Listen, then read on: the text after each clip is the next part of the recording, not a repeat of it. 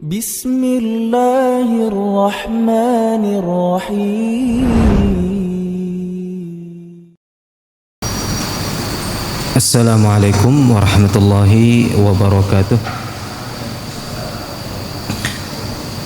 Innal hamdalillah nahmaduhu wa nasta'inuhu wa nastaghfiruh wa na'udzu billahi min shururi anfusina wa sayyiati a'malina. Man yahdihillahu fala mudilla lahu wa man yudlil fala hadiyalah. Asyhadu an la ilaha illallah wahdahu la syarikalah wa asyhadu anna Muhammadan abduhu wa rasuluh. Ya ayyuhalladzina amanu taqullaha haqqa tuqatih wa la tamutunna illa wa antum muslimun. Wa ya ayyuhan nasu taqu rabbakumul ladzi khalaqakum min nafsin wahidah wa khalaqa minha zawjaha wa batha minhuma rijalan katsiran wa nisaa'a wattaqullaha alladzi tasaaluna bihi wal arham innallaha kana 'alaikum raqiba. Wa ya ayyuhalladzina amanu taqullaha wa qulu qawlan sadida yuslih lakum a'malakum wa yaghfir lakum dhunubakum wa man yuti'illaha wa rasulahu faqad faza fawzan 'azima. Allahumma salli wa sallim ala nabiyyina Muhammad wa ala alihi wa sahbihi ajma'in, amma ba'd. Ikhwas sekalian yang dirahmati oleh Allah Subhanahu wa taala, di hari ini Allah mempertemukan kembali kita di pertemuan pertama ya, setelah kita libur selama bulan Ramadan. Dan ana yakin semua kajian, semua ta'lim ya, majelis lah ya, majelis ta'lim, ana yakin semuanya selama bulan Ramadan diliburkan. Termasuk kajian kita juga diliburkan karena bulan Ramadan adalah bulan yang selayaknya kita gunakan untuk memperbanyak ibadah untuk diri kita. Ini juga dicontohkan oleh para ulama dahulu ketika masuk bulan Ramadan, mereka menutup majelis-majelis ilmu mereka dan mereka lebih banyak untuk beribadah. Biasanya mereka selalu ya untuk orang lain. Nah, di bulan Ramadan ini mereka lebih banyak untuk diri mereka sendiri. Baik ikhwas sekalian yang dirahmati oleh Allah, tentu kita terus berdoa kepada Allah agar apa yang kita lakukan di bulan Ramadan itu diterima oleh Allah, di mana kaum salaf dahulu mencontohkan kepada kita, mereka selepas bulan Ramadan itu 6 bulan berikutnya itu berharap agar diterima amal kebaikannya. Dan di antara cara mereka supaya mendapatkan garansi dari Allah bahwa amal kebaikan mereka itu diterima selama bulan Ramadan itu dengan melanjutkan apa yang ada di bulan Ramadan itu dengan ibadah yang semisal. Kalau puasanya dilanjutkan dengan puasa Syawal atau puasa Senin dan Kamis gitu ya. Kemudian kalau sholatnya ya dengan sholat malam ya, tarawih dengan sholat malam, tahajud. Kemudian ya yang lainnya, sedekahnya, tilawah Al-Qur'annya. Kita berusaha semoga kita mampu untuk paling tidak sehari itu adalah membaca Al-Qur'an. Kalau bisa mentarget 1 juz 1 hari itu lebih baik. Kalau tidak, target ya 1 halaman 2 halaman itu sudah Masya Allah. Oh ya, apalagi yang tidak nyetir sendiri itu di mobil ya. Kalau mau nyetir sendiri mah repot, nyetir sendiri mobil maupun motor. Tapi kalau dijemput, diantar itu enak tuh, untuk istighfarnya, kemudian untuk tilawahnya. Kalau kita lupa bawa mushaf, ada Android kan ya, semua fasilitas sekarang mudah. Makanya kita membutuhkan sedikit cerdas di dalam menggunakan waktu.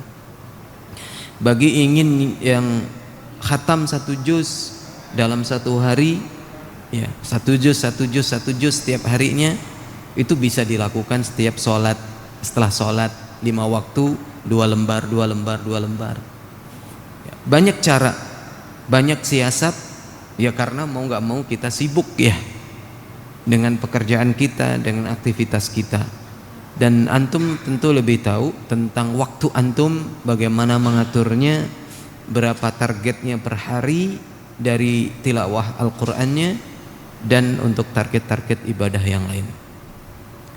Pada saat ini kita akan masuk ke slide yang ke-20, ya, tentang wafatnya istri beliau yang paling dicintai, Khadijah radhiyallahu anha.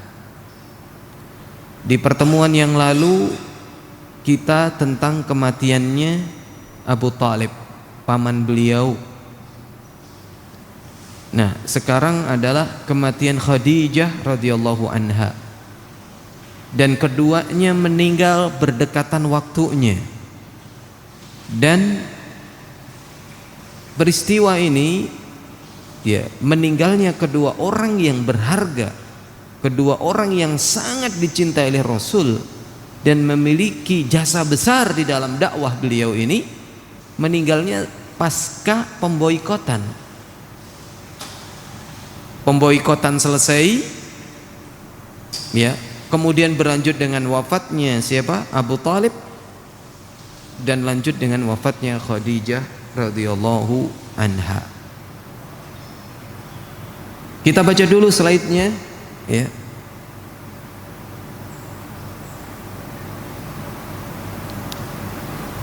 Di sini dikatakan tuwufiyat, ya, tuwufiyat Khadijatu bintu Khuwailidin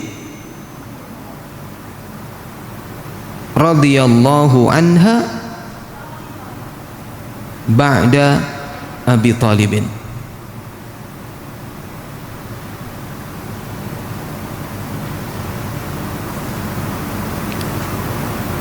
Wa dufinat fil hujuni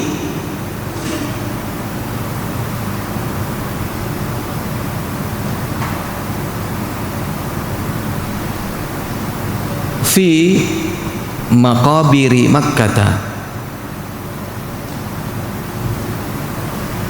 fi maqabiri Makkah.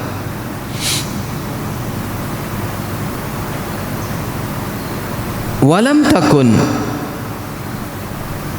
salatul janazati, walam takun salatul janazati syuri'at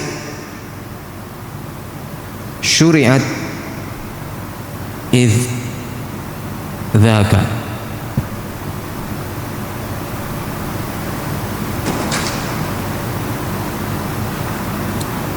Apa artinya?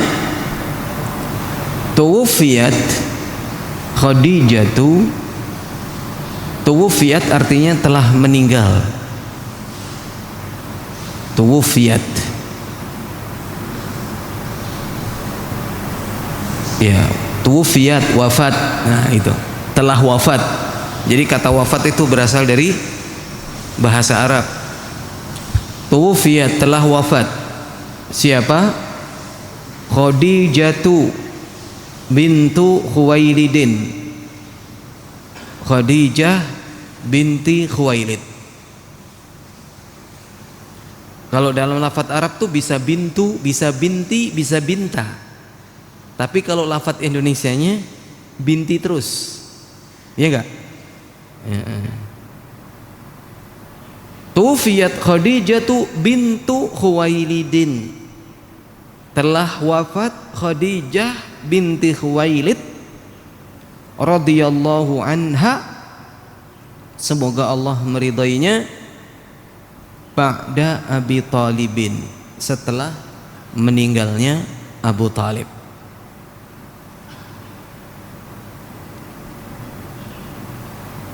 Wadufinat fil juhun, wadufinat fil juhuni. Apa artinya? Wadufinat fil juhuni, dan di apa dufinat? dikubur.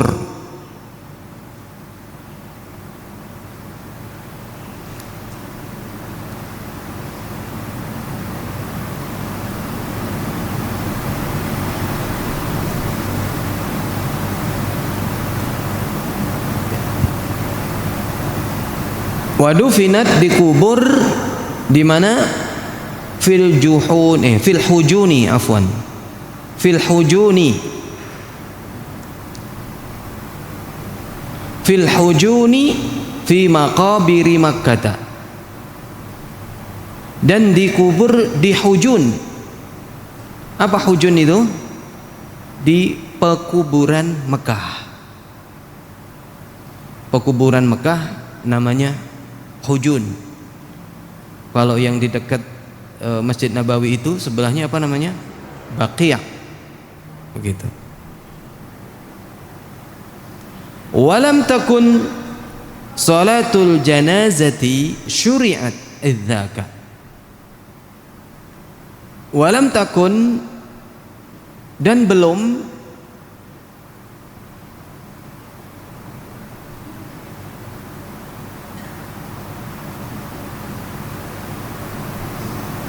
salatul janazati, salat janazah, syuriat, disyariatkan. Gimana tuh ya? Dan belum disyariatkan salat jenazah. Idzaka, waktu itu. Jadi Khadijah meninggal dunia setelah meninggalnya Abu Thalib, kemudian dikuburnya di Hujun, pekuburan Mekah, dan pada saat itu belum disyariatkan sholat jenazah.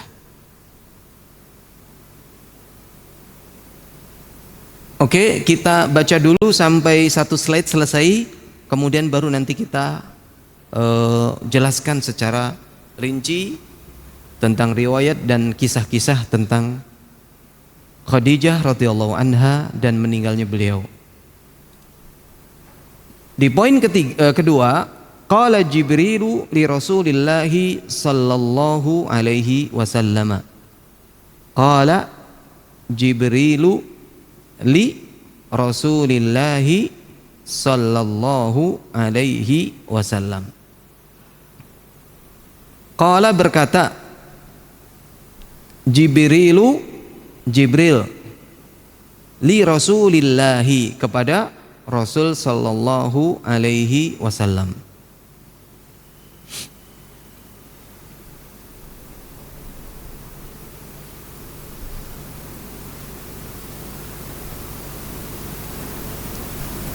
Apa kata Jibril kepada Rasul? Bashir Khadijata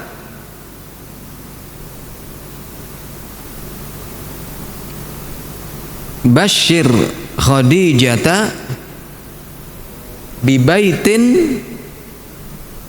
fil jannati min qasabin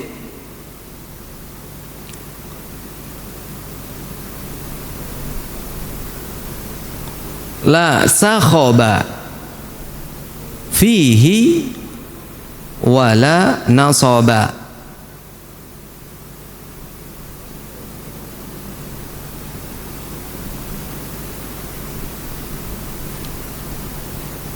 Apa artinya?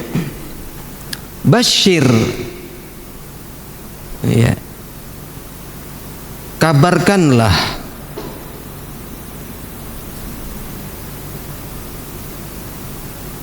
Khadijata, kepada siapa?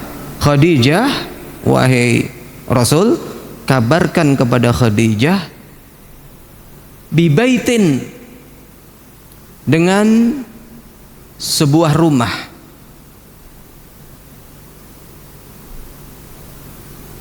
untuknya fil jannati, di surga. Kabarkan kepada Khadijah dengan suatu rumah untuknya di mana? Di surga. Yang mana rumah itu terbuat dari min qasobin, dari mutiara.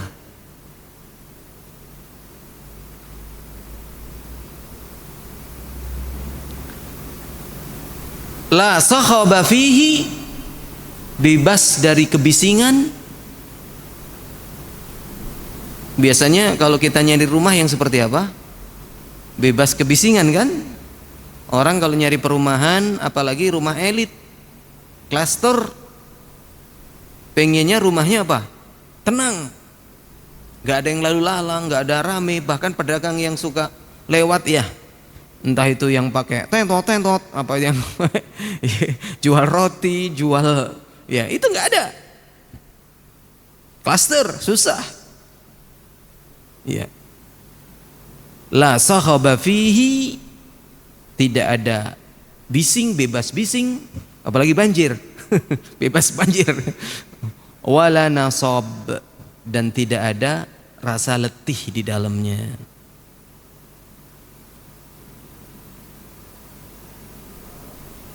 Berarti memang betul-betul rumah ya untuk singgah ya, dari bahan yang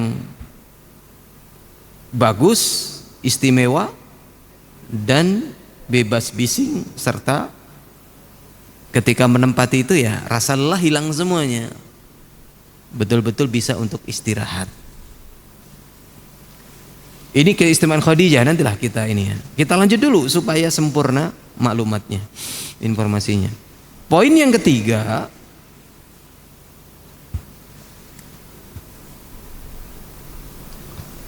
qala Jibrilu li Rasulillahi sallallahu alaihi wasallam.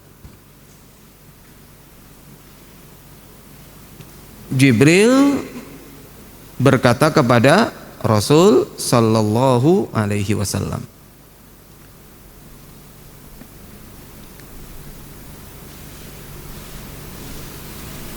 hadhihi Khadijatu qad atatka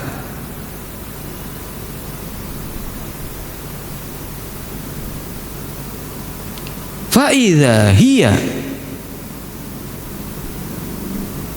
atatka faqra 'alaiha salama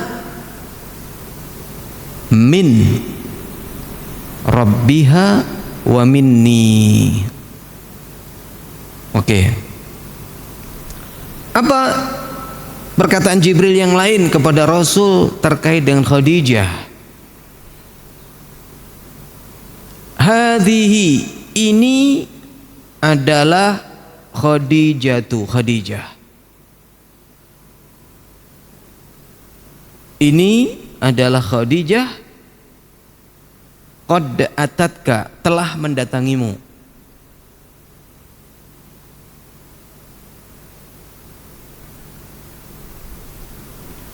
Fa idza hiya atatka, fa idza, apabila hiya, dia, atatka, telah mendatangimu, faqra,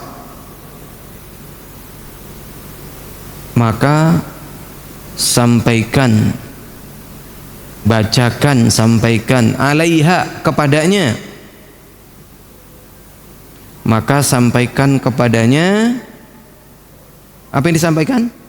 Assalam, sampaikan salam dari Tuhannya dan dari aku, kata Jibril. Jadi sunnah ya, disyariatkan ya nitip salam, ya enggak? Ini Jibril nitip salam kepada siapa?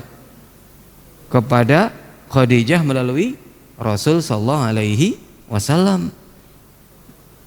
Ini menunjukkan bukti cinta seseorang. Titip salam ya, titip salam, masya Allah. Tapi boleh nggak antum titip salam kepada istri teman? Nah ini salam kepada istri Rasul, beda ya. Ini konteksnya beda. Jangan sesekali antum kepada teman kerja antum bilang titip salam ya untuk istri antum. Waduh, gawat ini. Ya. Bisa palu yang keluar ya. Ya. Bahkan di dalam bahasa Arab mereka menyebut istri orang itu tidak menjauhi dari kata istri. Misalkan zaujah ya, bahasa Arabnya zaujah. Apalagi menanyakan keadaan istri, langsung kaifa halu zaujatik. Marah orang Arab. Ini orang Arab ya, kalau di kita beda, tinggal budaya masing-masing. Ini mah budaya. Ana berbicara budaya. Kalau sudah berbicara budaya, makanya kode etik. Ketika kode etik itu tidak melanggar syar'i, maka harus dijunjung di dalam sebuah bangsa. Nah, kalau orang Arab kita nanya kaifa zaujatuk, kaifa halu zaujatik. Kan biasanya kaifa haluk, bagaimana kabar Anda? Habis itu bagaimana kabar istri Anda? Ngamuk. Kalau mau nanyanya keluarga. Kaifa halu ahlik, bagaimana kabar keluarga Anda? Itu. Keluarga kan istri, anak kena semua. Itu. Bahkan orang Arab nyebut istri pun dengan kata keluarga. Di kita juga sama kan? Antum bersama keluarga enggak? Biasanya sama siapa? Istri. Di Arab begitu. Cuman kalau di kita antum bersama istri enggak? Enggak ada masalah ya. Kalau di kita antum bersama istri itu agak gimana gitu. Dan kita pun kalau ngobrol dengan orang sana, orang mereka, kita juga menyesuaikan. Ana enggak bakal nanya kaif hal zaujatik, gimana kabar istri antum? Enggak. Kaif hal ahlik, gimana kabar keluargamu? Terus ataita ma ahlik, misalnya kamu datang bersama keluargamu. Kita enggak nanya ataita ma zaujatik. Wah, enggak. Ya. Ya, jadi di Arab anti banget menanyakan istri. Apalagi kayak di kita menanyakan terperinci. Masya Allah, gimana kabar istri antum? Sehat. Masya Allah. Istri antum tuh dari mana sih? Kita biasa ya. Antum dari mana? Oh, anak dari, misalkan sebut aja Solo. Istri antum sama dari Solo misal. Kalau orang Arab antum nanya istri antum bagaimana? Istri antum dari mana? Ya, masing-masing budaya tidak mengapa. Kalau di kita budaya nanya istri gak ada masalah? Gak masalah. Untuk mengakrabkan, kalau ditanya istrinya dari mana, akrab ya, tambah akrab ya. Seperti kayak keluarga sendiri kalau di kita. Itu enggak masalah, itu enggak melanggar syar'i. Ya, kalau ditanya antum dari mana? Tadi dari Solo, istri dari mana? Dari Solo juga. Seneng ya? Merasa diakui gitu. Kalau orang Arab enggak, sebaliknya. Usil katanya. Nanya-nanya istri orang. Baik. Tapi kalau salam kepada istri di kita pun nggak layak, ya. Nggak layak kan? Salam untuk istri antum, paling salam untuk keluarga antum. Kalau salam kepada istri ya nanti sampai di rumah temennya nanya istrinya, kamu kenal ya? Ya. Kedua hadis ini diriwayatkan oleh Bukhari Muslim, ya muttafaqun alaih. Poin yang berikutnya. Ya. Hazina Rasulullah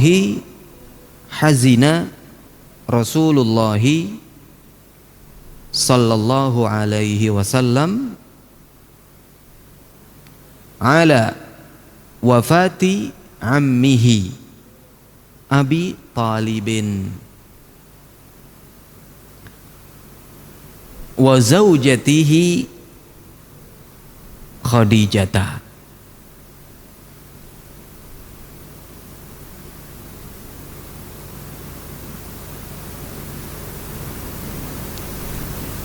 Hazina, apa hazina?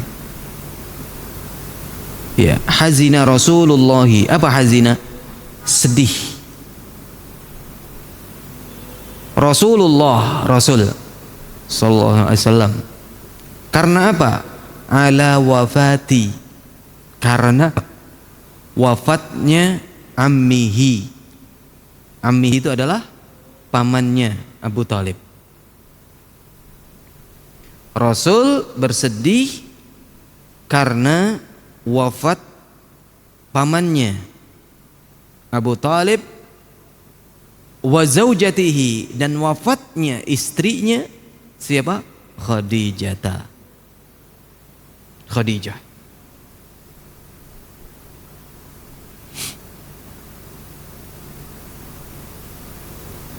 Walam yathbut, berikutnya ya, terakhir nih, garis terakhir. Walam yathbut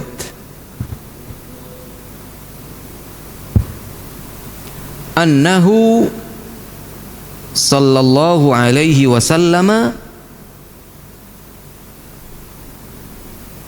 samma hadzal 'ama bi'amil huzni.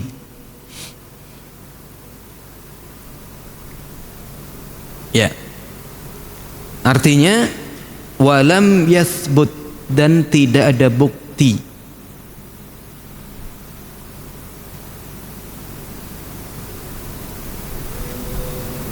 tidak ada dalil, tidak ada dasar, annahu, bahwasannya, dan tidak ada bukti bahwasannya Nabi sallallahu alaihi wasallam sama menamai hadzal 'ama, tahun ini, tahun terjadi peristiwa meninggalnya Abu Talib, meninggalnya Khadijah, bi'amil huzni, dengan tahun kesedihan. Baik.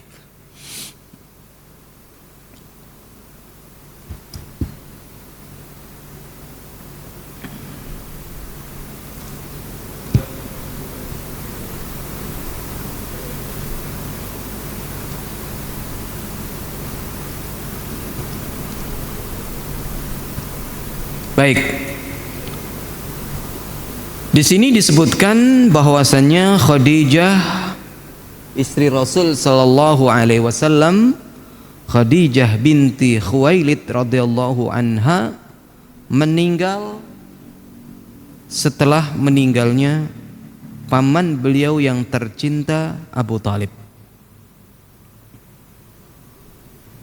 Ikhwas sekalian yang dirahmati oleh Allah Subhanahu wa taala, kesedihan Rasul sallallahu alaihi wasallam amat mendalam tentu. Sebagaimana yang kita singgung di awal, bahwa dua orang ini adalah orang yang sangat berharga, orang yang sangat tinggi kedudukannya bagi Rasul sallallahu alaihi wasallam, baik secara pribadi maupun secara dakwah. Secara pribadi paman Abu Talib, dan secara dakwah selama ini beliaulah yang melindungi Rasul sallallahu alaihi wasallam, walaupun di akhir hayatnya beliau tidak bersyahadat, sehingga tidak dimasukkan sebagai sahabat Nabi karena tidak masuk Islam. Dan beliau diancam dengan siksaan yang paling ringan di surga, di mana kakinya ya yang dibakar tetapi ubun-ubunnya mendidih. Rasul sallallahu alaihi wasallam berusaha untuk mengistighfarkan, memohon ampunkan kepada Allah untuk pamannya yang tercinta ini, karena jasa beliau yang begitu besar bagi Rasul, di mana setelah meninggal kakeknya, beliau diasuh sejak kecil oleh Abu Talib. Ya. Kemudian dakwahnya juga tidak dihalang-halangi. Bahkan dijaga keselamatan beliau dari ancaman dan gangguan orang-orang Quraisy pada saat itu yang memusuhi dakwah Nabi SAW. Tetapi karena Abu Talib walaupun saudara, walaupun paman, walaupun kerabat, karena tidak beriman kepada Allah dan Rasulnya, maka tidak diizinkan oleh Allah untuk mengistighfarkan Abu Talib. Ya. Rasul sallallahu alaihi wasallam ya tidak diizinkan oleh Allah Subhanahu wa taala untuk mengistighfarkan siapa? Abu Talib. Ya. Maka lin nabiyyi walladzina amanu an yastaghfiru lil musyrikina walau kanu uli qurba min ba'di ma tabayyana lahum annahum ashabul jahim. Terdapat di surat Al-Qasas ayat 56. Maka lin nabi, dan tidak sepantasnya untuk nabi, walladzina amanu, dan orang-orang yang beriman, an yastaghfiru, untuk mengistighfarkan, memohon ampunkan, lil musyrikin, untuk orang-orang musyrik, orang-orang kafir, walau kanu uli qurba, walaupun mereka adalah kerabat. Jadi hari ini kita tidak boleh mendoakan ampunan untuk Paus ya, Fransiskus yang tempo hari meninggal dunia. Ya, ini larangan ayatnya. Mim ba'di ma tabayyana lahum, setelah jelas bagi mereka, annahum, bahwasanya orang-orang musyrik tadi, ashabul jahim, adalah penduduk neraka. Bagaimana diyakinkan kalau dia penduduk neraka? Ya, dia tidak masuk Islam sampai meninggal dunia. Kayak Paus, jelas-jelas kan dia sebagai orang Kristen dan petinggi Kristen. Berbeda dengan Raja Habasyah, ya, Raja Habasyah Ethiopia, yang para kaum muslimin sebagiannya waktu itu hijrah ke Habasyah. Nah, itu disolati oleh Rasul sallallahu alaihi wasallam, salat jenazah, salat gaib, karena Rasul diberitahu oleh Jibril bahwasanya Raja Najasyi, Raja Habasyah itu meninggal dunia, dan Raja Najasyi ini masuk Islam diam-diam. Nah, sekarang siapa yang ngasih tahu kita kalau Paus misalnya masuk Islam diam-diam? Kan enggak. Bahkan kan dia disebutnya Baba apa ya? Beliau itu apanya sih? Ketua Kristen ya, ketua Katoliknya ya. Iya, ketua Katoliknya.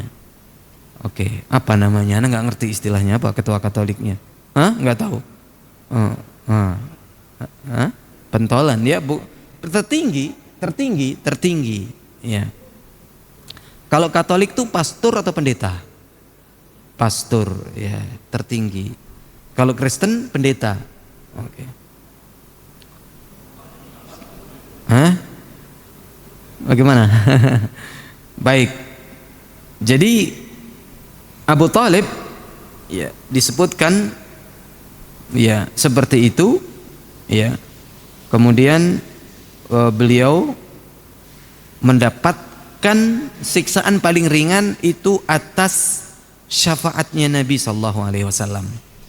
Syafaat yang dimaksud adalah pertolongan Nabi sallallahu alaihi wasallam.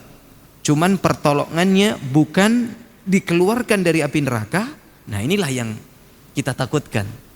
Kita tidak mendapatkan syafaat Nabi ini. Kita khawatirnya begitu. Karena syafaat Nabi itu ada yang seharusnya masuk neraka tidak jadi masuk neraka, bebas dari azab. Ada yang masuk neraka seharusnya diazabnya misalnya 50 tahun menjadi 25 tahun. 10 tahun menjadi 5 tahun, 5 tahun menjadi 1 tahun. Misal, ini misal aja. Artinya meringankan, diskon, gitu. Ini yang kita cari. Ya, kita mencari agar Rasul Shallallahu Alaihi Wasallam memberikan syafaat kepada kita agar kita bebas dari azab neraka. Gitu ya, cita-citanya tinggi. Kalau enggak ya diringankan gitu. Dan jangan sampai tidak sama sekali. Ya di antara usaha agar kita mendapatkan syafaat beliau adalah mengikuti apa yang diajarkan oleh beliau sallallahu alaihi wasallam. Sunnahnya kita amalkan. Ya, sunnahnya kita amalkan, wajibnya kita amalkan, membela Nabi sallallahu alaihi wasallam dan cara-cara yang lain. Setelah azan kita berdoa, ya kan?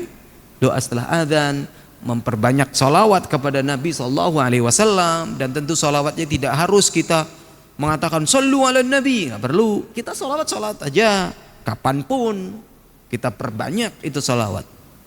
Iya. Dan semua usaha yang di situ ya ada peluang kita mendapatkan syafaat Nabi sallallahu alaihi wasallam, maka kita gunakan kesempatan itu. La'allahu tanfa'uhu syafa'ati yaumal qiyamah fayuj'alu fi dhahdahin minan nar wa yablughu ka'baihi yaghli minhu dimaghuhu. Kata Nabi SAW, barangkali syafaat saya bisa bermanfaat di hari kiamat untuk paman saya. Dia disiksa di neraka, ya, di mana ya telapak kakinya dipanasi dengan api, tapi panasnya ini sampai ubun-ubunnya mendidih. Itu paling ringan. Siapa yang bercita-cita mendapatkan neraka paling ringan? Kita diajarkan oleh Rasul sallallahu alaihi wasallam agar meminta surga. Dan minta surganya jangan yang ya Allah berikanlah saya surga walaupun hanya di terasnya. Jangan, enggak gitu Rasul ngajarinya. Dalam hadisnya ya disebutkan idza sa'altumul jannata fas'alu al-firdausal a'la au kama. Jika kalian meminta surga, maka mintalah surga Firdaus yang paling tinggi. Makanya motivator tuh pakai itu. Antum kalau pengen sukses, jangan cemen gitu. Pasang aja target yang tinggi. Target tinggi kan bisa turun di bawahnya. Kalau sudah rendah nanti turun lagi di bawahnya kan lebih. Nah gitu kata motivator. Nah, ini kata Rasul sallallahu alaihi wasallam kan begitu. Jadi kalau minta surga yang paling tinggi. Ahwanu ahlin nari adaban Abu Thalib. Siksaan penduduk neraka yang paling ringan adalah adabnya Abu Thalib. Tadi ya Muntailun bin A'laini, beliau memakai sendal ya. Kemudian ya dari sendal itulah ya mendidih sampai ke ubun-ubunnya. Baik, kita ke Khadijah. Khadijah radhiyallahu anha tak kalah berharganya dengan Abu Thalib di sisi Rasul sallallahu alaihi wasallam. Bahkan Khadijah ini adalah nikmat yang terbesar bagi Rasul sallallahu alaihi wasallam dan bagi kepentingan dakwah, serta beliau adalah wanita yang paling berjasa bagi kaum muslimin. Bagaimana tidak coba Rasul menyendiri di Gua Hira, didatengin makhluk yang menakutkan, Jibril, didekap, disuruh baca, Nabi nggak bisa baca, gemeter, pulang, nggak bawa apa-apa. Antum kalau keluar sama istri antum, diharapkan bawa apa sih? Duit kan? Antum kerja tiap hari, wah ini berpenghasilan suami, didukung. Kalau suami taklim, cemberut nggak istri?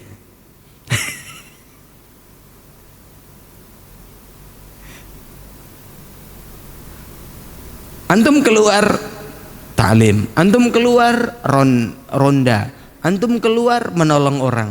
Gimana istri? Sekarang Rasul sudah menyendiri di goa. Mungkin kata orang ya, kalau bukan dari bahasa iman, ini orang ngapain ya? Kalau bukan seorang Khadijah, ngapain ini orang? Mengapa nggak di rumah aja, menyendiri di goa?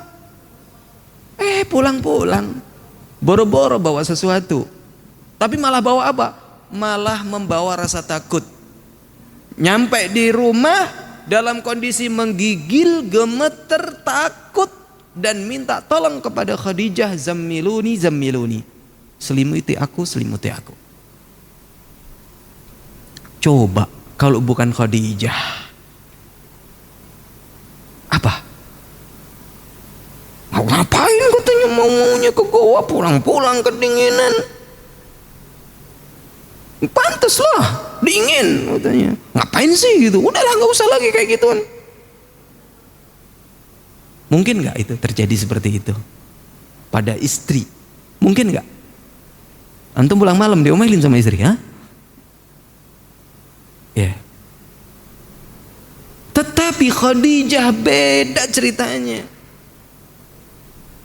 Dihibur. Engkau tidak akan pernah diterlantarkan oleh Allah. Coba Khadijah, pada saat itu Nabi belum menjadi Nabi, tapi Khadijah dengan nalurinya Allah Subhanahu wa ta'ala menjadikan sebagai pendamping seorang Nabi. Allah tidak akan menelantarkan kamu, karena yang saya kenal kamu adalah orang yang suka silaturahmi, orang yang suka membantu orang yang membutuhkan, orang yang memuliakan tamu. Begini-begini, kebaikan kamu itu banyak. Allah tidak akan pernah melantarkan. Makanya ikhwas sekalian, kalau kita tidak ingin ditelantarkan Allah, maka kita kalau berbuat baik itu jangan tanggung-tanggung.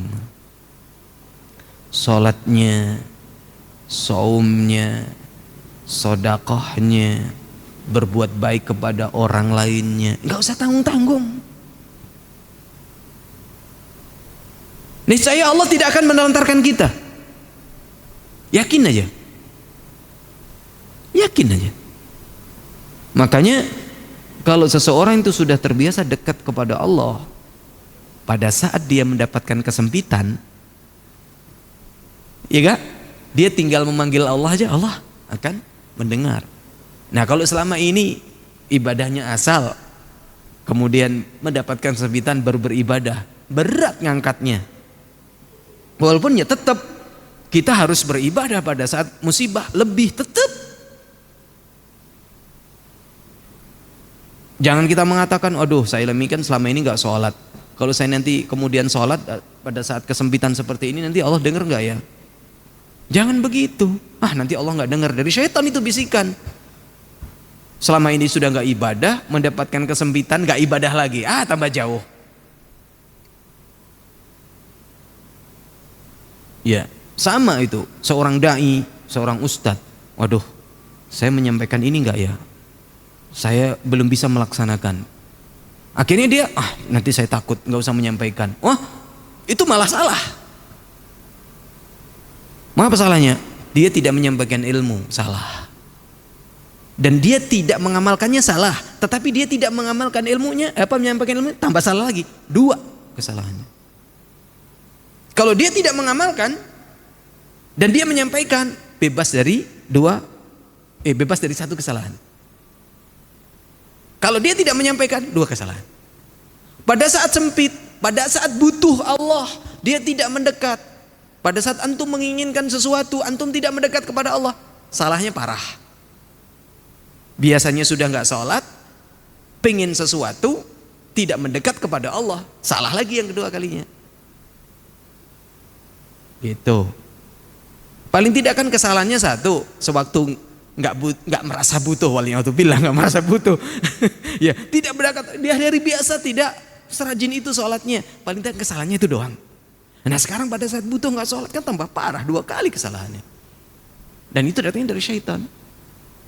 Sama ketika seseorang juga mau sholat takut, aduh nanti saya sholat ada orang nih, kalau saya sholat, kalau saya baca Quran nanti sama orang itu dibilang riya saya mau sedekah, nanti aku bilang nggak usah sedekah. Salah, itu datangnya dari syaitan itu, supaya antum tidak sedekah, supaya antum tidak sholat, supaya antum tidak tilawah. Diberikan rasa takut riya. Akhirnya apa? Salah sudah. Yang benar apa? Lakukan, hindari bisikan tadi, tinggalkan bisikan. Pasti dari syaitan. Oke, Khadijah binti Khuwailid. Ya.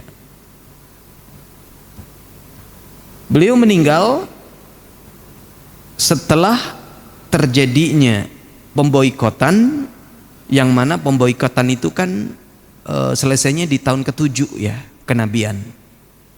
Nah Khadijah itu meninggalnya 3 tahun sebelum hijrah. Ya, tahun ke-7 tempatnya ya, tahun ke-7 sampai tahun ke-10. Pemboikotan itu dari tahun ke-7 sampai tahun ke-10. Kemudian Khadijah ini meninggal tahun ke-10, ya 3 tahun sebelum hijrah. Ya, sama dengan Abu Thalib, ya, tahun ke-10 Hijriah.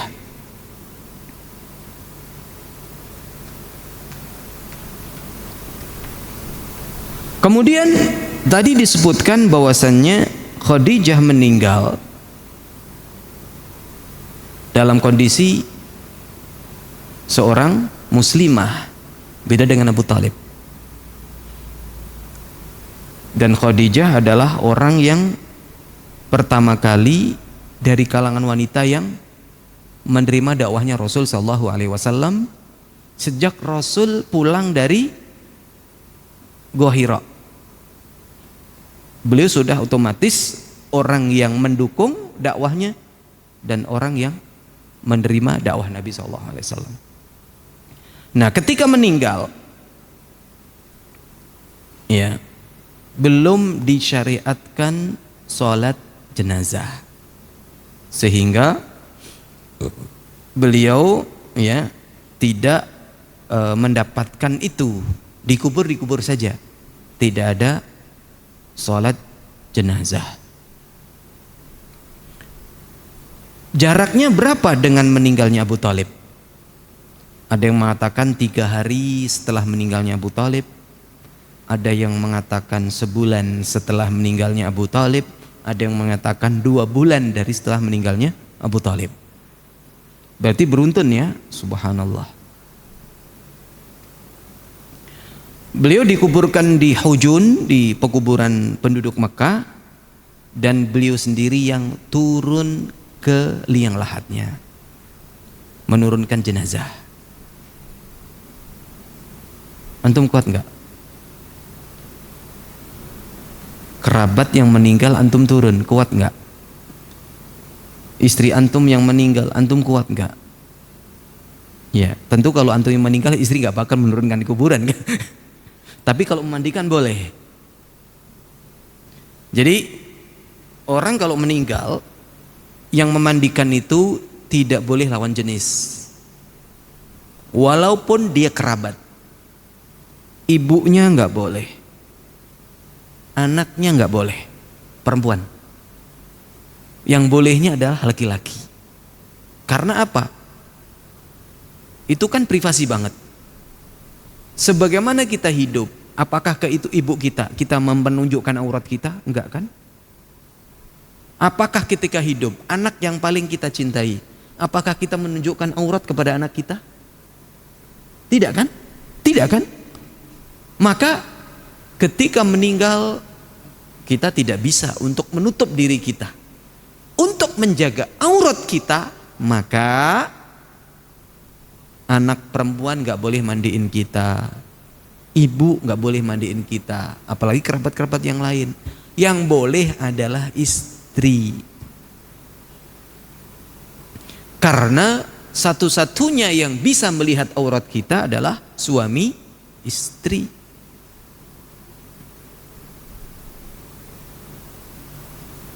Maka Allah pun mengajarkan di Al-Quran bagaimana adab anak itu ketika masuk kamar orang tuanya.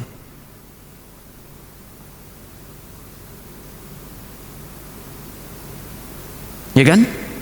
Ada 3 waktu yang kita harus mengajarkan kepada anak kita apabila kalau mau masuk kamar orang tuanya itu harus izin. Ya, harus izin. Ini di dalam surat An-Nur ayat 45. Kapan waktunya? Yang pertama adalah sebelum sholat subuh.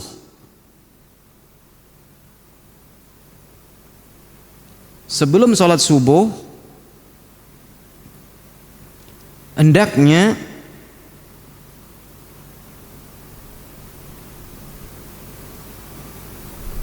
semua anak sama, yang balik maupun yang belum balik, tidak boleh masuk tiba-tiba masuk. Sebelum subuh harus izin dulu, ngetok pintu. Kalau nggak diizinin nggak boleh masuk. Ini surat An-Nur ayat berapa tadi? Afwan, 5859, salah ya. 5859. Mohon diubah. 5859. Sebelum subuh. Kemudian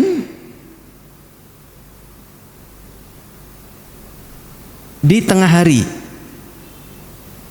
Di tengah hari, di siang hari, ketika kita di siang hari itu menanggalkan pakaian. Biasanya kan istirahat ya, siang tuh ada yang istirahat. Kalau suami kerja berarti siapa yang di rumah istirahat siang? Ibu. Walaupun sejenis, walaupun anak perempuan kepada ibu, walaupun anak laki kepada bapak, sama. Ini etika. Apalagi yang anaknya laki-laki kan gitu. Kalau saya 4-4-nya laki-laki semua. Ya. Kemudian sesudah sholat isya izin dulu.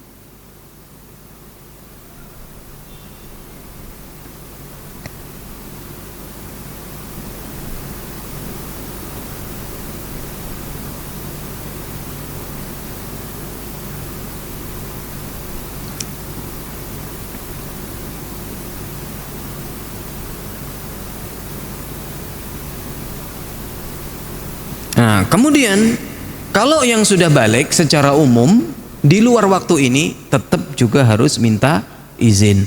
Jadi kalau yang 3 waktu tadi, yang balik, yang belum balik, kemudian kalau dulu kan ada hamba sahaya gitu kan, itu semua 3 ini wajib izin.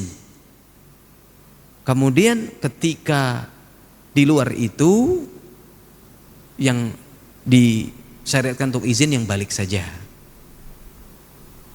Tentu yang paling tahu kondisi rumah kan kita dan anak kita ya.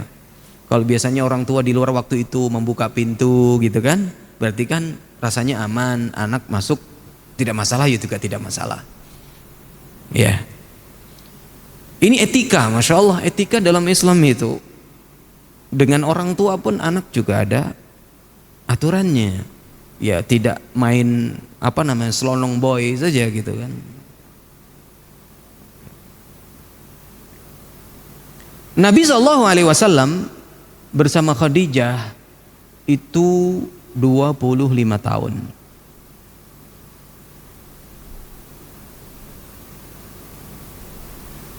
Berarti umur Khadijah berapa? Menikah dengan Rasul usia berapa? 40. Ya. Menikah dengan Rasul usia 40. Kemudian meninggal 25 tahun setelah menikah. Berarti berapa? 65 tahun.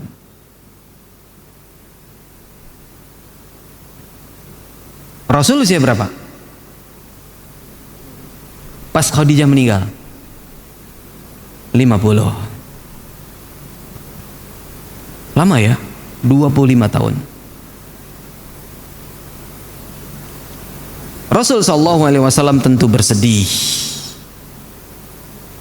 dan Rasul sallallahu alaihi wasallam sesedih apapun beliau mencontohkan kepada kita agar kesedihan itu ya tidak berlarut-larut membuat kita melanggar apa yang dilarang oleh Allah Subhanahu wa taala. Ya.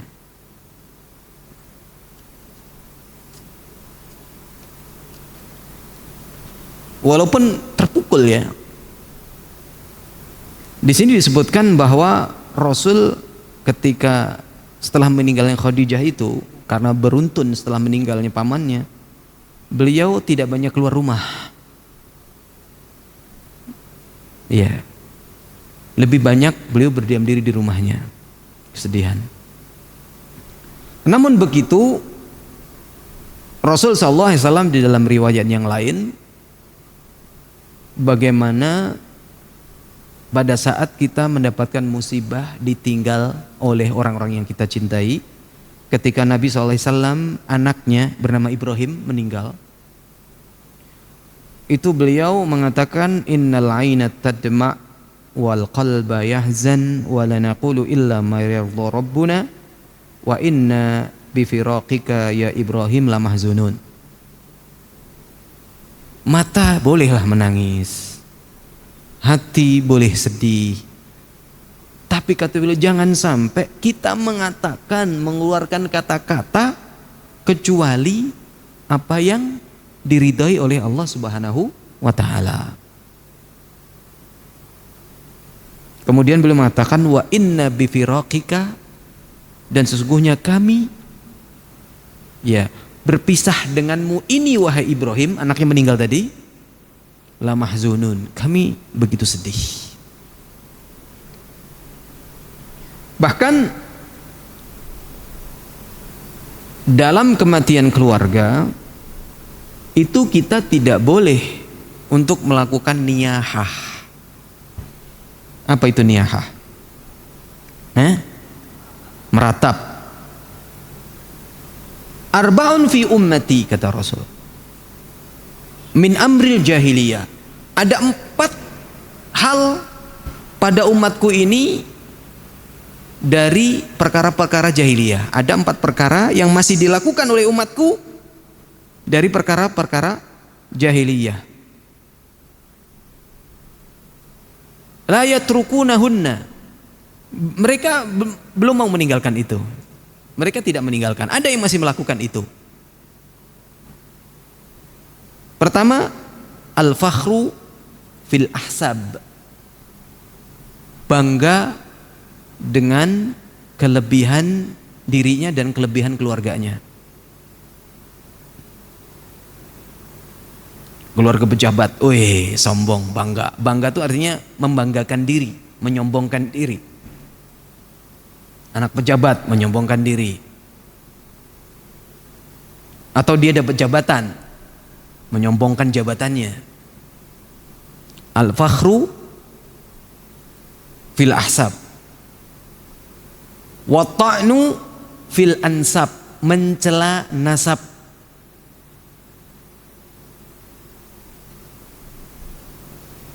Kita kan punya nasab, masing-masing kita punya nasab. Ayah kita, ayahnya ayah kita, ayahnya lagi, ayahnya lagi, ayahnya lagi.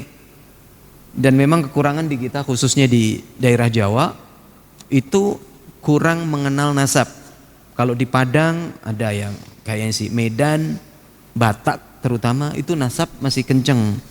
Makanya kalau kita lihat saudara-saudara kita yang di Sumatera sana, ada yang masih pakai marga. Ya, marga. Ya.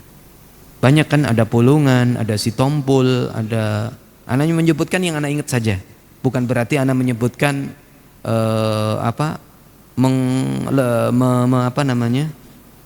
mengistimewakan dari satu marga ke marga yang lain. Anak tahunya itu aja, pernah membaca gitu aja.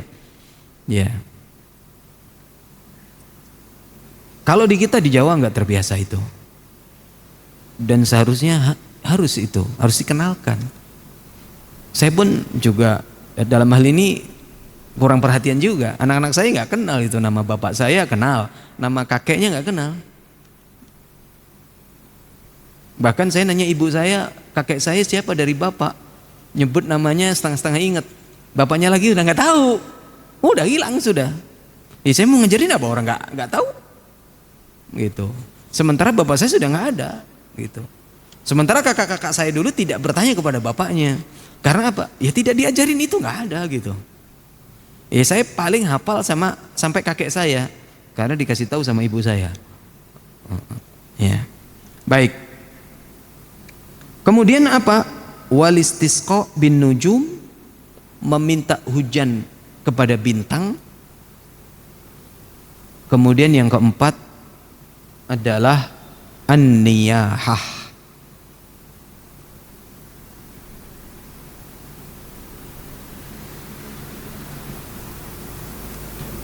An-niyahatu hiya al-buka'u 'alal mayyit bisiyahin wa 'ailin wa jaza'in.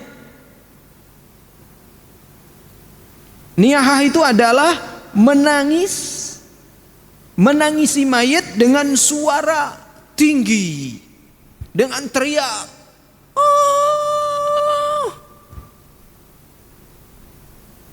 Bisiyahin wa 'ailin wa jaza'in. Dengan suara tinggi, dengan meratap-rapat.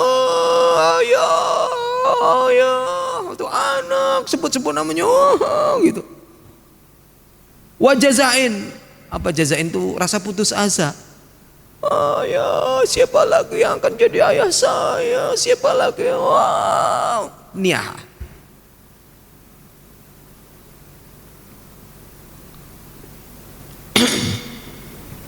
Wa addi syama'ilil mayyit wa mahasinihi, dan menyebut-nyebut kebaikan si mayit. Contohnya, wa syuja'ah, wahai pemberani. Wahai pemberani. Wahai singa, wahai apa begitu, wahai. Itu juga termasuk niyah. Jadi kalau mau nangis biasa saja. Kalau mau menyebutkan kebaikan biasa saja. Menyebut kebaikan dalam arti kita memohon supaya yang meninggal ini termasuk orang yang disaksikan sebagai orang yang baik. Misalkan, Masya Allah, beliau adalah orang yang suka bersedekah, beliau adalah orang yang suka membantu, nggak apa-apa gitu. Tapi kalau wah dia adalah seorang pemberani, pejuang, wah itu niyah juga. Berlebihan. Sebagaimana nangisnya berlebihan niyah, memuji berlebihan juga niyah. Nah dahulu di masa jahiliyah itu, niyah itu digede-gedein, jadi kebanggaan. Bagaimana? Kalau suaminya meninggal, anaknya meninggal, kerabatnya meninggal, istrinya meninggal, dia nyewa ibu-ibu supaya datang untuk menangisi mayit dengan tangisan yang berlebihan. Niyahah tadi. Mengapa? Kalau ada niyahah itu bangga. Ada kebanggaan tersendiri. Kebanggaannya di mana? Wih, gitu kan? Kerabat saya ditangis-tangisin gitu loh. Ya. Jadi seneng gitu. Terhibur orang yang ditinggal matinya. Gitu. Dan ini perkara jahiliyah. Artinya tidak boleh dilakukan, haram hukumnya. Sebagaimana Rasul SAW tadi mengatakan, innal aina tadma wal qalbu yahzan wa la naqulu illa ma yarda rabbuna. Mata boleh mengeluarkan air matanya, hati boleh bersedih, tetapi jangan sampai kita mengeluarkan kata-kata yang tidak diridai oleh Allah Subhanahu wa ta'ala. Dan tentu yang diajarkan oleh Rasul sallallahu alaihi wasallam ketika mendapatkan musibah itu adalah as-sukun, tenang. tenang, jangan panik, jangan terlalu berlebihan kesedihan. Waridho biqada'illah, ridho dengan apa? Ketentuan Allah. Ini yang berat nih. Walhamdulillah, tuh malah mengucapkan alhamdulillah. Walistirja, mengucapkan inna lillahi wa inna ilaihi raji'un. Di semua musibah. Yang perlu dikoreksi di sebagian kita, kalau inna lillahi itu pemahamannya diucapkan hanya pada saat meninggal dunia. Semua musibah, ikhwah, semua musibah. Tenang, ridho dengan takdir Allah, ketentuan Allah, memuji Allah, kemudian kita inna lillah wa inna ilaihi raji'un.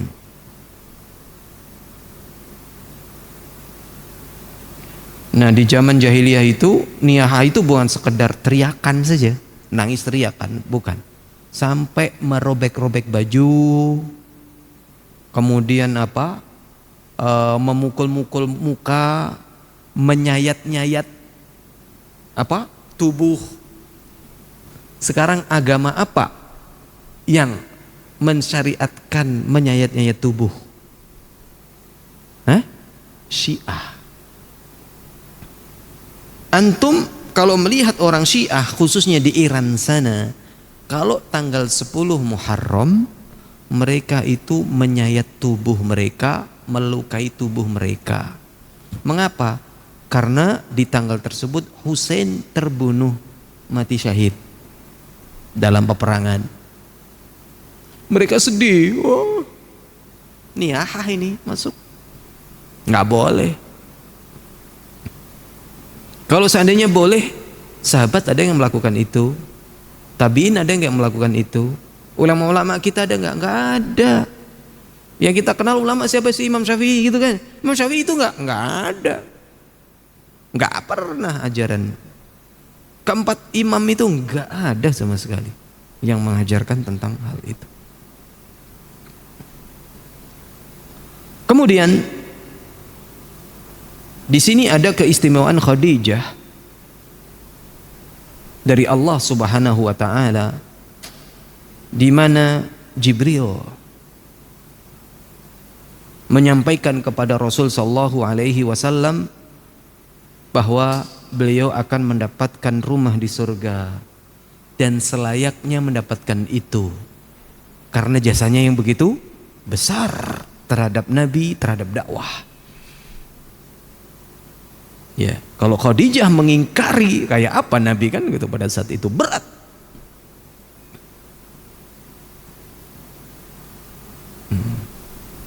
Ya, pertama mendapatkan kabar gembira surga, dan yang kedua beliau mendapatkan salam dari Allah dan juga mendapatkan salam secara khusus dari Jibril. Pertanyaannya, siapakah di dunia ini yang mendapatkan salam dari Allah dan dari Jibril selain Khadijah? Ada? Pernah antum dengar riwayatnya Abu Bakar mendapatkan salam dari Allah? Ana belum pernah dengar. Kalau antum pernah dengar, sampaikan hadisnya ke ana. Ini sharing. Ya, Abu Bakar kan digelarinya As-Siddiq. Keistimewaannya itu, ya kan? Umar Al-Faruq, kan begitu. Kalau ini salam dari Allah Subhanahu wa taala yang disampaikan oleh Jibril. Jadi ini kedudukan yang begitu besar banget loh, tinggi banget loh. Rasul sallallahu alaihi wasallam menyampaikan dalam hadisnya, hasbuka min nisa'il alamina Maryam binti Imran wa Khadijah bintu Khuwailid wa Fatimah bintu Muhammad. Cukup bagi kalian, ya, wanita, ya, yang terbaik di kalangan umat ini adalah Maryam binti Imran. Siapa Maryam? Siapa Maryam binti Imran? Ibunya Nabi Isa. Kemudian Khadijah bintu Khuwailid. Yang ketiga Fatimah binti Muhammad. Yang keempat Asiyah, istrinya Fir'aun.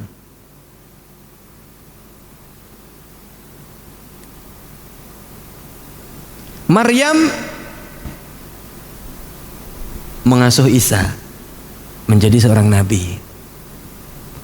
Khadijah mendukung dakwahnya dengan hartanya, kan kaya. Khadijah itu kan wanita kaya. Wanita kaya. Dinikahin oleh seorang rasul yang yatim fakir. Ana pernah mendengar di Bekasi itu ada orang dai, dia nggak punya apa-apa, menikah dengan perempuan kaya dan didukung oleh perempuan itu untuk membuat sekolah, dan sekolahnya itu sudah ada di mana-mana di daerah Bekasi. Ada yang begitu, masya Allah, masih ada ya orang seperti itu ya, ada. Gitu. Cuma ana itu pernah bertanya kepada anak-anak yang teman-teman lah yang tamatan LIPI yang belum nikah. Antum nikah? Belum, Ustaz. Antum gak kenal perempuan ini kaya, ini perempuan ini bagus. Katanya, gak mau Ustaz saya nikah sama orang kaya, Ustaz. Mengapa? Waduh Ustaz, gak sekufu, nah saya gak berani. Ya. Hah? Beda dia, udah minder duluan. Ya. Tapi kalau ceritanya Rasul kan Khadijah yang pengen itu.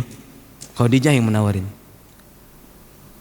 Kemudian Asiyah itu mengasuh Nabi juga. Nabi siapa yang diasuh? Musa. Insyaallah. Adapun Fatimah Sayyidatu Nisa Ahlil Jannah. Adapun Fatimah adalah ya tuannya para wanita di surga nanti. Udah adzan ya? Wassallallahu ala nabiyina Muhammad wa ala alihi washabbihi ajmain. Ya, kita skorsing dulu untuk salat maghrib. Walhamdulillahirabbil alamin. Wassalamualaikum warahmatullahi wabarakatuh. Assalamualaikum warahmatullahi wabarakatuh. Alhamdulillah wassalatu wassalamu ala Rasulillah wa ala alihi wa sahbihi wa man walahu ba'd. Ikhwas sekalian, tadi kita sampai tentang keutamaan Khadijah radhiyallahu anha, di mana di sana ada 4 wanita terbaik di dunia ini. Pertama Maryam, yang kedua Khadijah, yang ketiga Fatimah, dan yang keempat Asiyah. Kemudian Khadijah yang begitu istimewa di hati Nabi SAW ini, di mana selama 25 tahun sampai Khadijah meninggal, Nabi tidak menikah dengan siapapun. Artinya beliau tidak ta'addud. Berbeda kan setelah itu, iya kan? Setelah Khadijah meninggal, baru dengan Aisyah, Saudah, dan istri-istri Nabi yang lain, Ummu Salamah, ya Zainab binti Jahash, banyak. Nah, kalau ketika beristri Khadijah, beliau tidak memadu ya Khadijah dengan perempuan lain. Artinya begitu Khadijah ini di hati Rasul sallallahu alaihi wasallam itu memiliki keistimewaan. Sampai-sampai ketika Rasul sudah menikah dengan Aisyah dan istri-istri yang lain, hatinya tidak pernah melupakan Khadijah. Sampai sepanjang hayatnya beliau selalu ingat Khadijah. Dan ini banyak diceritakan oleh Aisyah, bagaimana beliau itu selalu mengingat Khadijah sampai Aisyah cemburu. Apa kata Aisyah? Ma ghirtu ala ahadin min nisa'in nabiyyi ma ghirtu ala Khadijah. Saya tidak cemburu kepada Khadijah, kata Aisyah. Ya, saya tidak cemburu ya, kepada seorang pun dari wanita, dari istri-istri Nabi sebagaimana saya cemburunya kepada Khadijah. Kalau cemburunya wanita secara umum wajar, cemburu kepada istri yang lain. Tetapi kecemburuan Aisyah kepada Khadijah itu tidak seperti cemburunya kepada istri yang lain.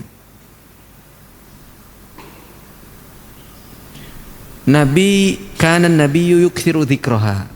Nabi sering menyebut-nyebut Khadijah.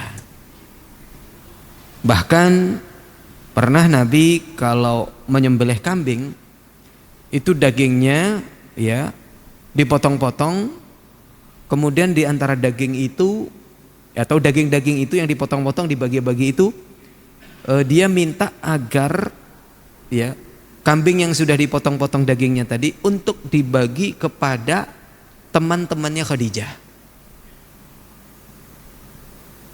Ya, teman-temannya Khadijah. Ya, selama hidupnya Khadijah itu siapa saja temannya, itu dibagi-bagi. Sampai-sampai Khadijah mengatakan kepada Nabi, ka'annahu lam yakun fid dunya imra'atun illa Khadijah. Kayak enggak ada wanita lain aja selain Khadijah. Cemburu sampai ngomong gitu. Terus kata Nabi, innaha kanat wa kanat. Pas digituin, Rasul malah menyebut kebaikan Khadijah. Itu di depan Aisyah radhiyallahu anha, dulu Khadijah begini dan saya pun tidak bisa melupakannya. Dan yang enggak enak, wa kana li minha walad. Dan saya punya anak dari dia. Iya. Iya. Jadi Rasul sallallahu alaihi wasallam itu punya anaknya dari siapa? Dari Khadijah.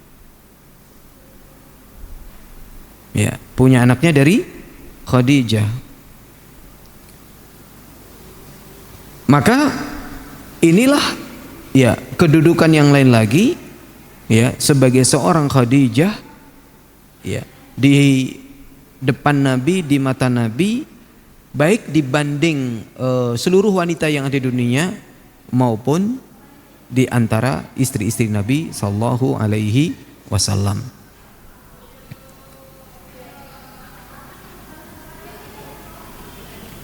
Apa yang dilakukan oleh Nabi sallallahu alaihi wasallam ini adalah, kata Imam Nawawi, merupakan kesetiaan seorang suami kepada istrinya. Mengingat istri. Biasanya kalau suami ingat istri nggak sih? Antum ingat istri nggak? Antum ingat istri nggak? Ingat kan? Oh, iya. Iya. Kalau nggak ingat istri keterlaluan.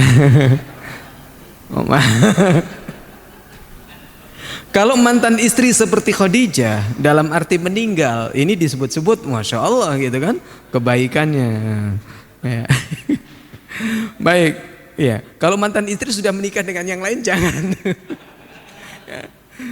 Taib. Wahifdzil wud, ini Nabi SAW menjaga cintanya. Kemudian juga mengingat kebaikannya, menjaga kehormatan istri baik ketika masih hidup maupun sudah mati. Yang jadi masalah kalau istrinya meninggal, dia nikah lagi, lupakan istri yang sebelumnya gitu. Ya. Ya. Kemudian juga memuliakan ya teman-teman istrinya. Ya, ini merupakan ajaran Nabi sallallahu alaihi wasallam bagaimana seorang suami yang sangat cinta kepada istri. Ternyata kecintaan suami kepada istri walaupun memang aslinya dia sebuah fitrah. Mau kafirnya, mau muslimnya, sebagai seorang manusia, laki-laki mencintai perempuan, suami mencintai istri. Ternyata kecintaan suami kepada istri ini bisa bernilai ibadah. Sebagian dilakukan oleh Rasul sallallahu alaihi wasallam itu nilainya ibadah semuanya. Ya. Kalau seorang suami di masa hidupnya saja tidak menghargai istri, Bagaimana setelah meninggalnya? Dalam sebuah hadis, wallahu alam ini dari sisi kedudukan hadisnya masih diperdebatkan, ada yang mengatakan dhaif, tetapi maknanya bagus.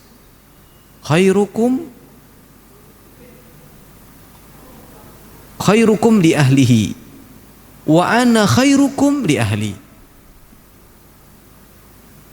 Sebaik-baik kalian adalah orang yang paling baik terhadap keluarganya, terhadap istrinya. Dan aku adalah orang yang paling baik di antara kalian ya terhadap istrinya.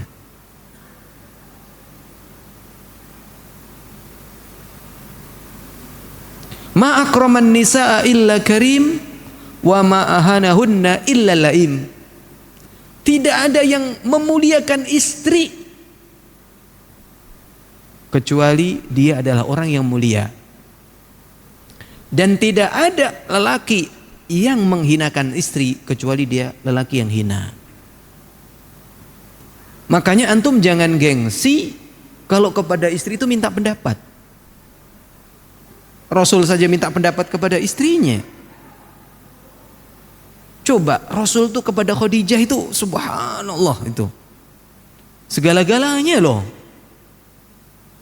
Segala-galanya. Kemudian juga Ummu Salamah yang cerdas juga. Beliau meminta pendapat kepada Ummu Salamah.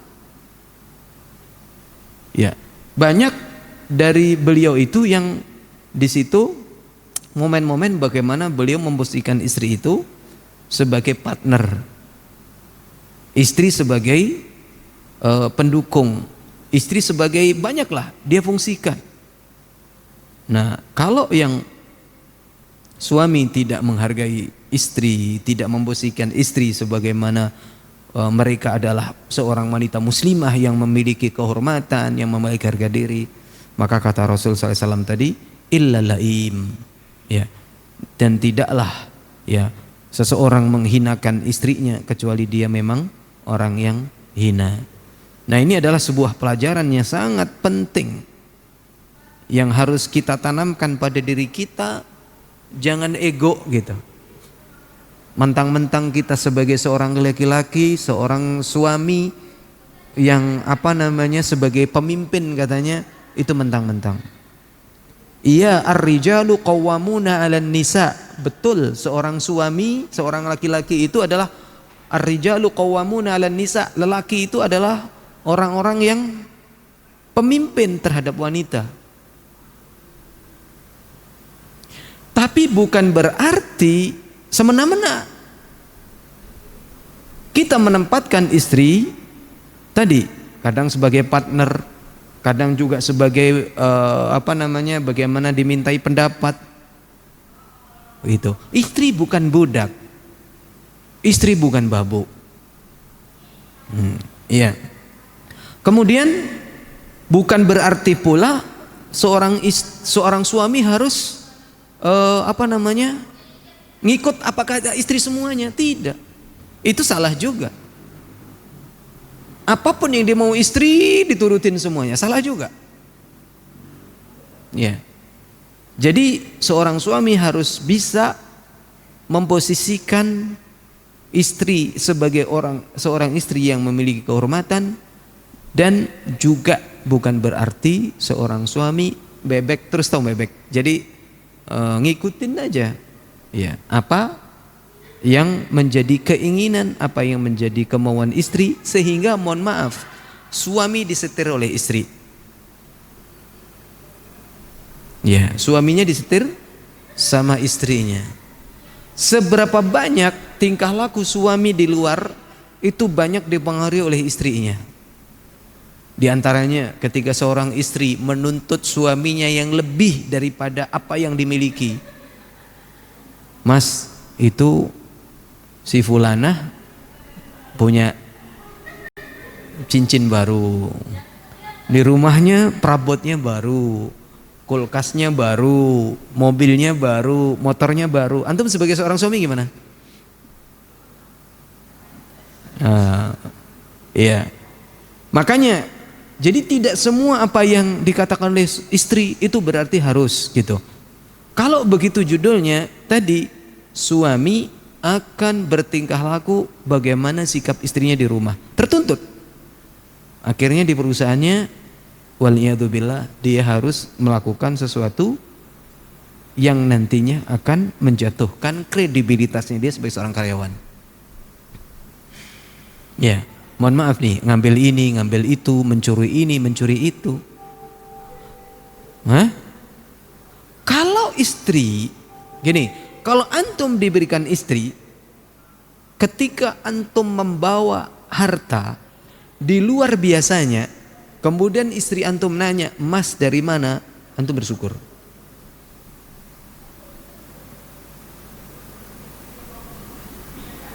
Tapi kan kebanyakan enggak, cerewet, ambil aja. Udah ambil. Kalau istri bertanya seperti itu, tanda istri antum salihah. Mengapa? Karena dia peduli, dia khawatir yang dibawa oleh suaminya itu dari harta yang tidak halal. Tapi ada juga sih istri hanya sekedar nanya, habis itu, oh gitu, jangan bilang-bilang, oh ya oke mas, nah itu mah, itu mah sama, itu malah bahaya itu. Ya. Oke mas, gitu. Koalisi. Ya. Saya dulu punya tetangga di Jakarta.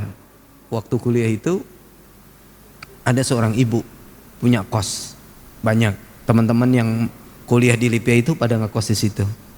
Saya nanya, ibu gimana, sehat, dari mana? Nyebutin dia darah ini. Banyak cerita dia. Dulu mah nggak seperti ini saya mas, kata dia. Suami saya itu kerja, penghasilannya lumayan, tetapi sering membawa emas 1 kantong. Wih, bu, mantep du. Iya. Tapi saya nggak tahu dari mana. Pas pertama dikasih saya terima, kedua keterima, ketiga kok nggak enak saya. Saya tanya, mas ini dari mana? Suami saya nggak bisa jawab.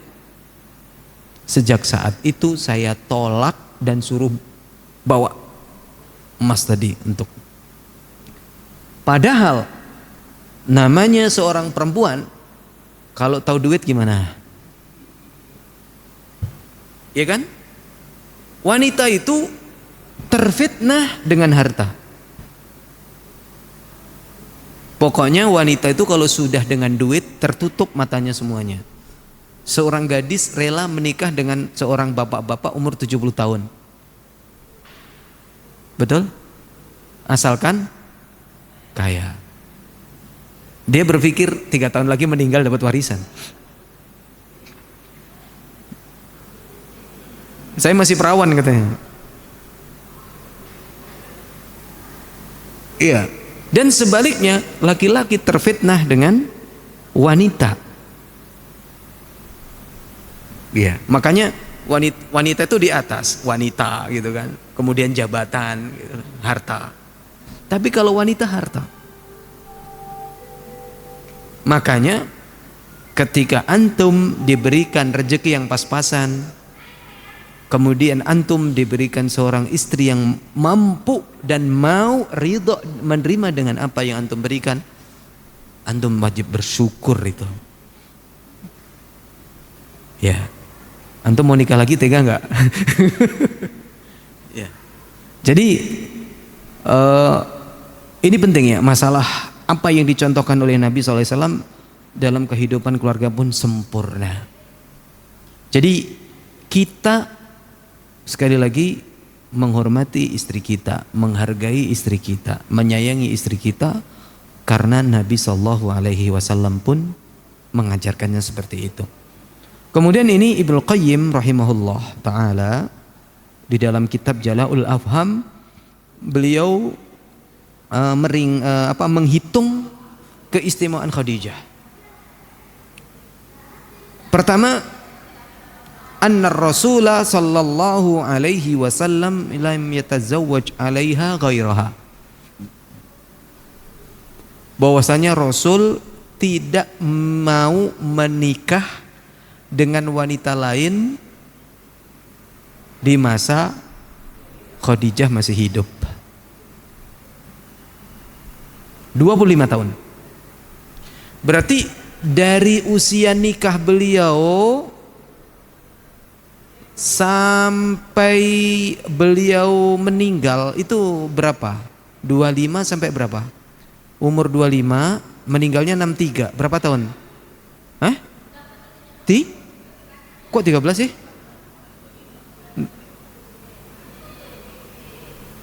Enggak, maksud anak beliau dari usia 25 sampai umur meninggal 63 tahun tuh berapa tahun? Hah? Enggak mungkin 15. 38. Itu maksudnya.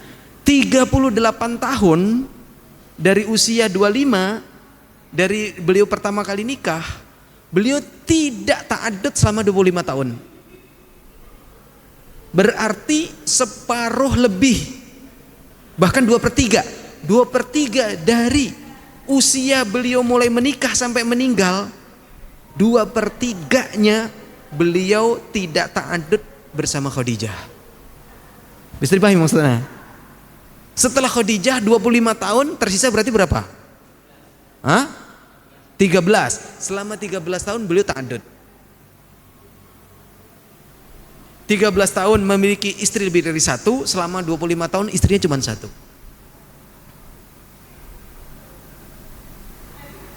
Antum udah berapa tahun nikah? Kok lupa sih? Wah gawat nih. 10, baru 10. 25-nya masih lama. 25-nya masih lama.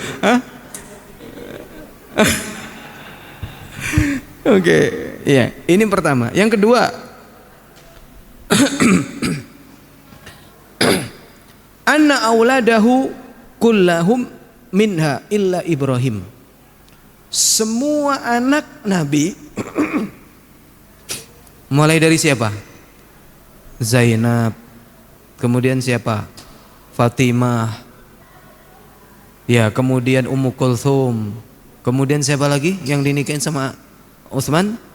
Kemudian Ruqayyah, ya, dan yang lainnya itu semuanya dari siapa? Dari Khadijah. Hanya satu yang bukan dari Khadijah, Ibrahim. Kalau beliau dapat anak dari Maria Al-Qibtiyah. Ya. Jadi keutamaannya dari segala sisi gitu kan. Yang ketiga adalah annaha khairun nisa'il ummah. Khadijah ini adalah sebaik-baik wanita di muka bumi.